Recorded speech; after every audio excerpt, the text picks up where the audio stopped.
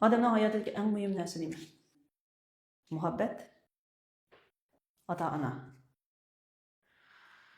bola yoki pul, dunyo, xizmat, huquq, martaba, yuz obro'y.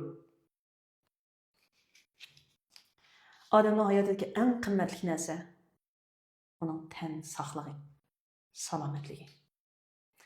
Qolganning hammasi shuning uchun xizmat qiladi. Shunga do'stlar, yaqindan buyon tan salomatlik to'g'risida so'zlaydigan bo'lib qoldim. Chunki hamma odam o'zining beshidan o'tgan tajribalarini so'zlaydi ekan. Men bu xizmat ishlarimni baldirib bitirmasam bo'lmaydi, xizmat qilmasam bo'lmaydi, pul topmasam bo'lmaydi degan bana sabablar bilan o'zimni bir mezgil o'zimni bilmagidek darajada charchab ishlab yurgan.